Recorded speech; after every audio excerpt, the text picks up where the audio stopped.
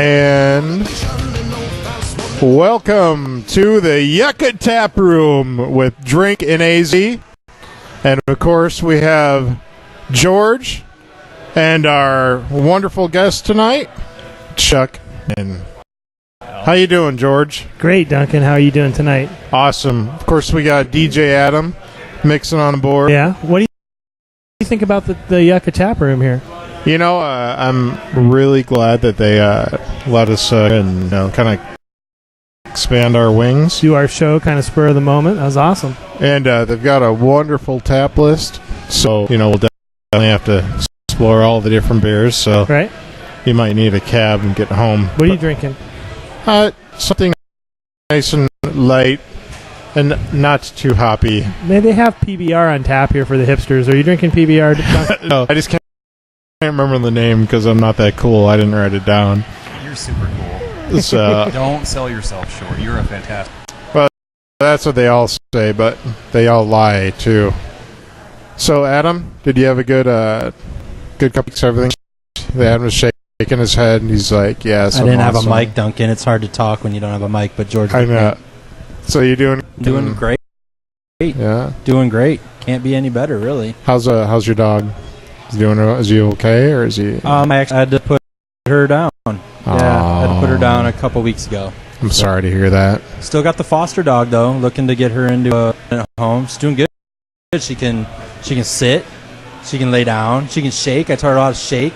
Wow. She can shake. She'll shake her Dealing with foster dogs, is it a little bit easier than with kids, or is it just as strict? Totally easy. Yeah, it's a lot easier. Yeah. It's not as you think. I mean, they do a little bit of a background check and blood test. It's not really with the state though. It's with an organization, and they just really interviewed me, checked me, made sure to rescue pit bulls to put them back into like fighting rings or something like that.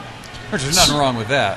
So then, if anybody wants to rescue this awesome puppy, how can they get in contact with you? Because we have fans that clamor on every word that you say. Right, they're hearing me talk, and it's been a while. So if it's interested, you can go to any of your local shelters and rescue there if you just want to rescue. If you want to foster, Shelby's House of Rescue is where I'm a foster with. Just contact a rescue and really just let them know your intentions. And then if they want interested in Eva Dog that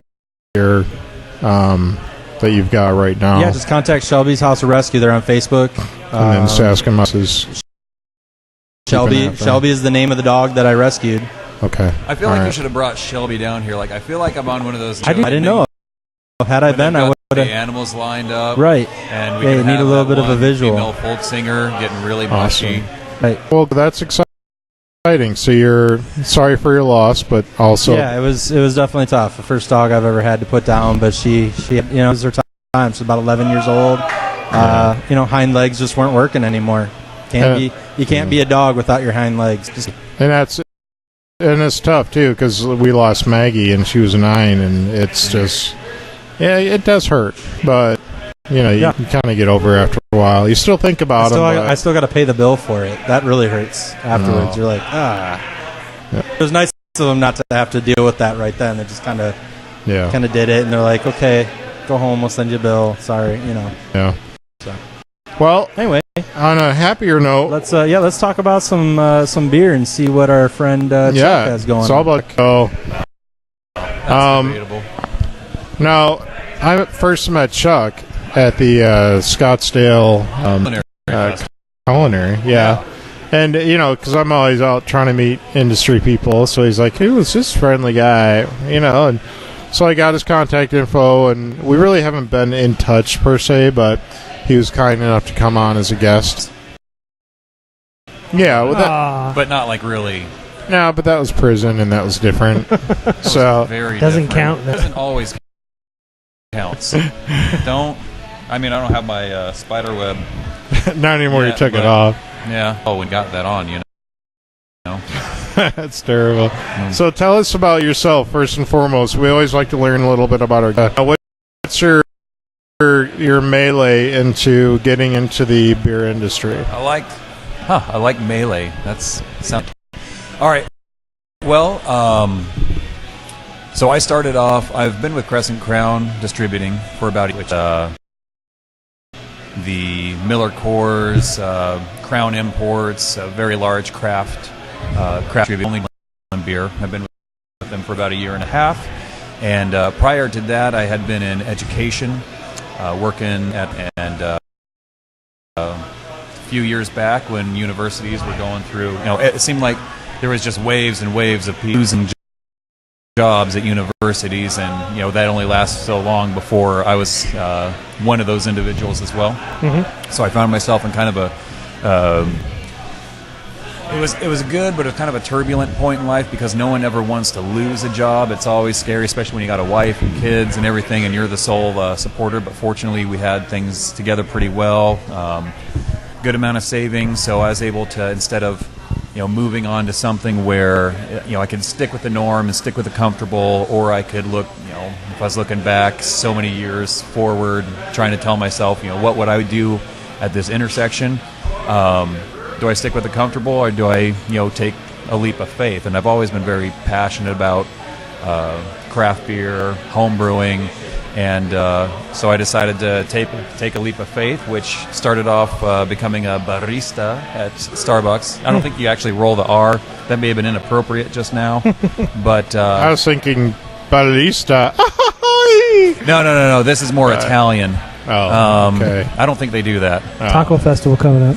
Yeah. It's still, again, Italian reference, totally irrelevant. But anyway, but yeah, worked there part-time because, they're a great company as well. Got full benefits working part-time. Pursue my heart, which was, involved a lot in craft beer, and started looking at biters, and Crescent Crown really kind of stood out amongst the rest because they focused only on beer, which I like that for one, and they had they had all my favorites, so that was a big plus there. I also looked into the breweries as well. New Belgium's always been very near and dear to my heart. Mm-hmm. I think like Fat Tire was like my first kiss in the craft. Probably a lot of people. So I had applied at New Belgium and some other breweries.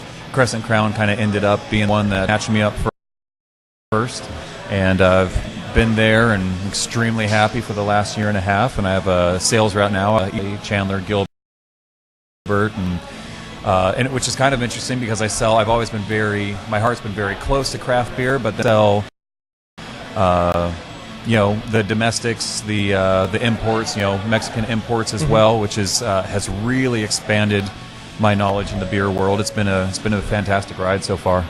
And you're a home brewer, so do you still homebrew? Oh yeah, actually, and I didn't know this until I started working for Crescent Crown, but they do several times a year. They have their own homebrewers competition.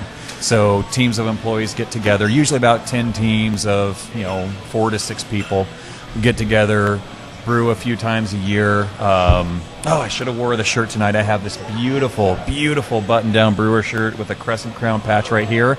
And on the sleeve, I'm such a fool for not wearing it. I could have shown it off. But it says champion right here on the sleeve, and it's embroidered. Oh, it's very, very nice. Nice. And to get that shirt, you have to actually win one of the homebrewing competitions, which actually I'm looking at one of the judges across the bar right now who judged my beer victorious. We had brewed a Hefeweizen, and we won the competition. Mr. Matthew Elliott. It was, yes, Matthew Elliott. Yes. I knew his sister first. I won't say how, but it was totally platonic. But but yeah, it's actually pretty cool. We get and they bring in some pretty prestigious judges as well, not just people from the warehouse. Like, well, I like this one the best. Doc over at BJ's, who actually judges at the Great American Beer Fest, he comes in and judges. Gabe, the head brewer at Santan, he comes in and judges. Matt Elliott, really. Rob Fulmer comes in as well. It's a really, really good, solid group of people. They're very passionate about their beer. Nice. So it's. How long have you been homebrewing?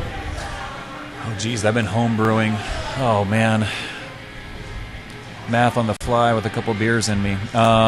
Let's say 6 years, maybe 8. Let's say to the 6 to 8 range. Okay.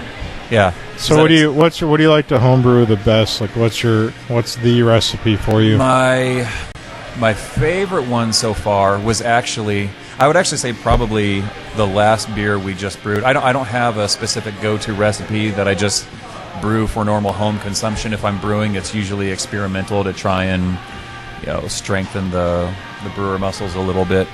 But we just so our brewing company at Crescent Crown is 50 Shades of Grain, and we had this last competition was American Pale Ales, and we brewed 2.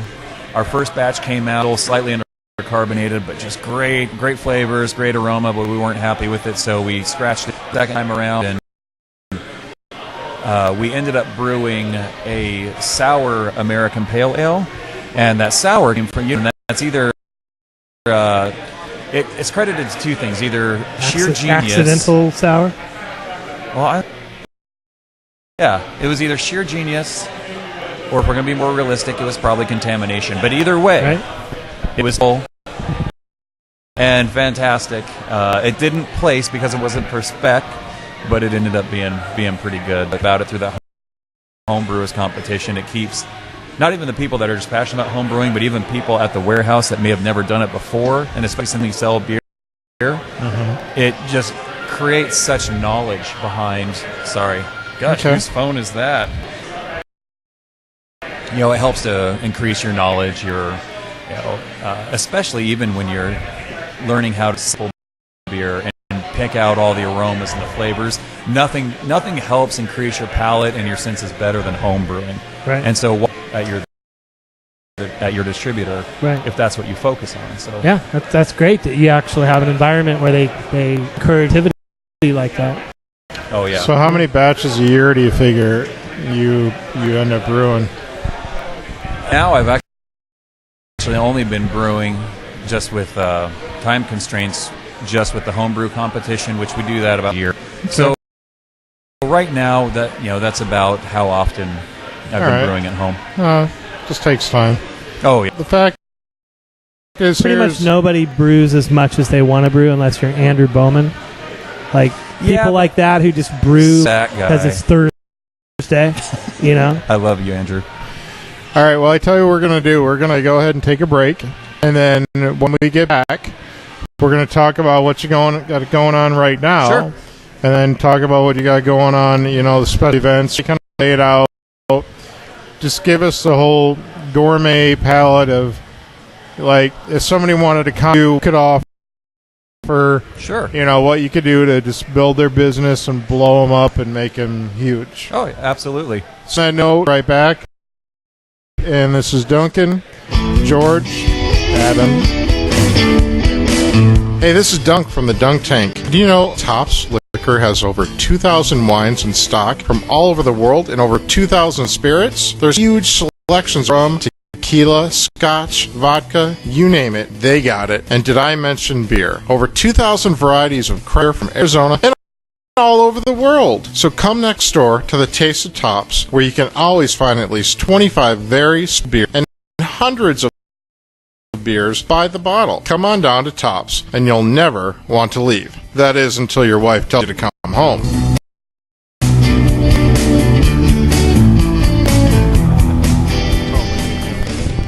And back to the Tonight Show. No, not really. Welcome back to Drink in AZ, and all of our wonderful fans. Actually, George, I had a letter from Penny G in Iowa, and Penny G in Iowa. Is that Kenny's sister? No. Now, Penny, she did send me a picture, and she says, Duncan, when are you going to be available on the market to go? Well, Penny, I hate to sell you, but unfortunately, 21 years, unless you're really rich, I don't know, somebody really, really, really smoking hot and rich, it's just not going to happen. You could have just said this guy. But either way, but thank you for keep writing, keep sending Penny. Keep sending the fan mail. I'm not into twerkers or tweakers. So keep sending in the fan mail and keep mail and just we really enjoy the love.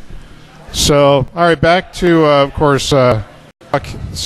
So Chuck, right now, where are you at as far as like who do you service? Like what are the main places? Sure. What do you really got going on presently? So right now, I service in the industry we refer to as on-premise. There's on-premise and off-premise, which really the difference is places where you go and you just haul and then consume it off-premise, so grocery stores and things along those lines. Those are off-premise? Those are off-premise. So this, where we're sitting now, is on-premise? Technically, even though here they have a license where you can pick up growlers and things like that, this would still technically be considered on-premise because we're coming to consume this, and that's primarily the types of accounts that I service. So in that respect, I got about probably 85 to 90 different bars and restaurants that throughout the week I go in, and then what I is obviously we have a massive portfolio of just some fantastic beers, and anything from every places like the Yucca Tap Room here or Tops, places that are more craft centric. We have a huge, and then they have myself. We also have a specific department, World Class Brands of Arizona, which they solely focus on craft. They're the creme de la creme experts of the craft world out here in the States. So those guys go in and help out and try individually and determine who's your clientele, what's going to best service, what are the best brands we can bring in that's going to do the best for you, which is always sometimes it's you have to experiment a little bit and try some different really going to sell, but that's the gist of it. Or there might be other places, maybe it's a big sports bar, you're going to have a lot of drinkers. Do you have your Coors Light? Do you have your Miller Lights? Because those people in between the craft and the domestic world, those drinkers are so very different in the type of consumer that they are. Craft drinkers will pop back and forth between one brand and another. Mm-hmm. Like right here we have a board that I'm looking at that has 23 different brands. And any craft drinker is going to sit down. They're going to pull up their Untapped app and see what what badges they need to earn, and they'll start running through the list of things.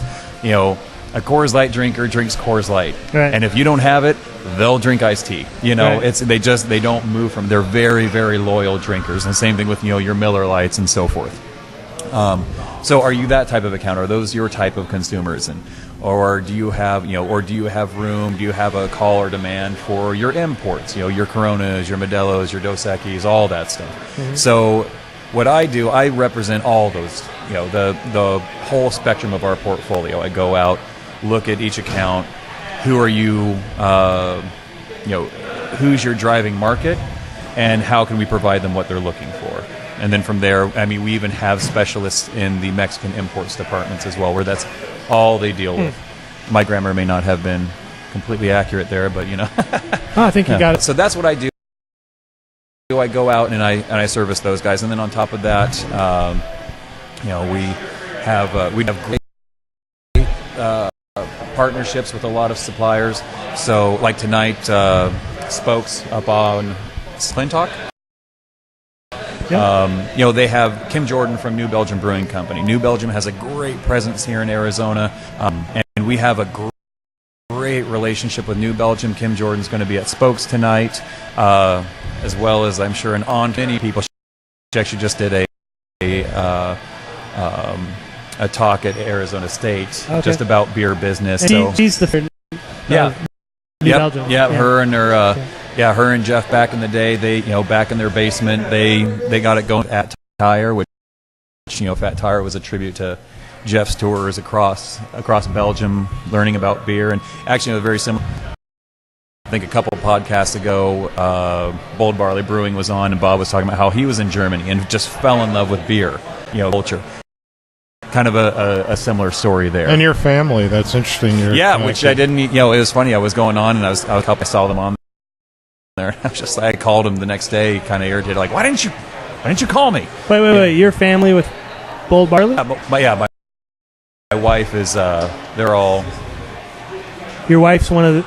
My wife, Robert. Is she a sister? No, is my my wife is Bob's cousin. They all grew up together up in Cheyenne, Wyoming. Oh, okay. And so cool. they moved down here, and the next thing you know, they're starting a brewery. And you guys looking to pick them up? Well, they're brand new. There's out there. I don't even think they're at the point now where they could, they'd have the capacity to, because they've been around for about a year now. They're primarily working out of the Rosati's, right, which has been just providing exposure for them, and their customers have been really happy with what they've been producing. Bob's passion behind what they're doing. It's the Whisker inspiring. Biscuit's really good. Oh yeah, it really is. Yeah, they been having a lot of fun, learning and growing and doing some really cool stuff up there. And I heard a rumor that they may have an independent distributor talking to them on and off. I don't know. You might want to talk to them. I might want some kind of distributor. I heard some chisme. Blood is thicker than water. You better get on that. That's true. That's true. Okay, so what do you got going on in the future here that we need to really let our thousands of listeners know about? Well, we've got in the East Valley. So like I said, my area is primarily, I got a lot of Chandler, Gilbert, Fox Cigar Bar. They're I'm not sure when this is going to be posted, but tomorrow their Foxtoberfest is going on. That's a big event. Also, I'm sure you guys probably know Ron from Ska Brewing. He's just one of the greatest guys you'll ever meet. Their Scalaween is coming up. There's going to be a Scalaween held at the Perch in downtown Chandler.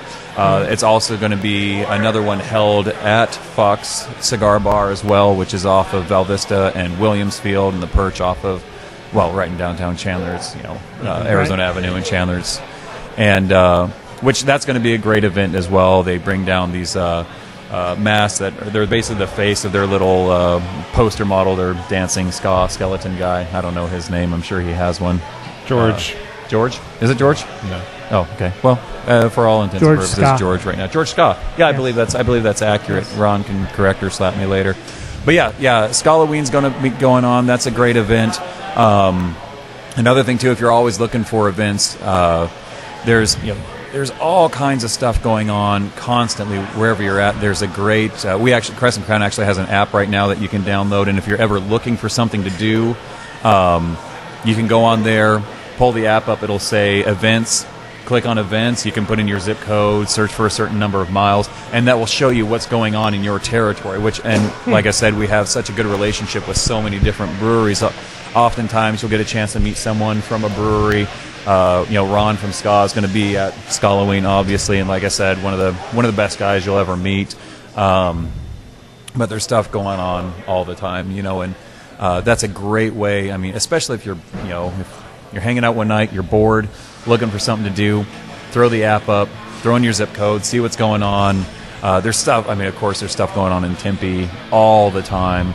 But that's actually a pretty great resource to go out and do something fun, maybe something awesome. You've never done before. Yeah. I guess that beats sitting around watching reruns of American Pickers. Maybe that's a really good show, though.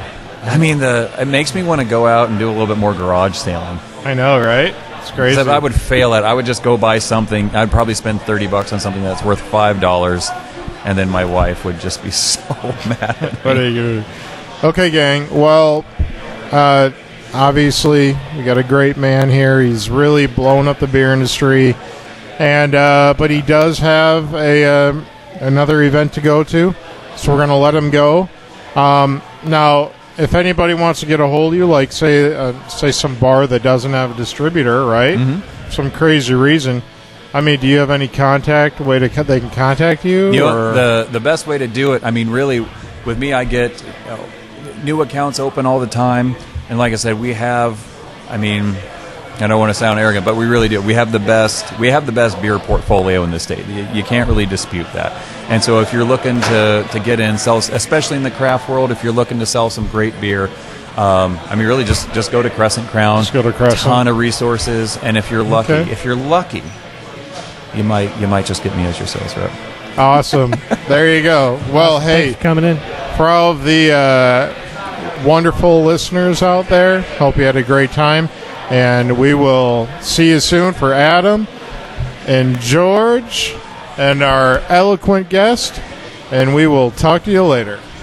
He's Duncan Lee.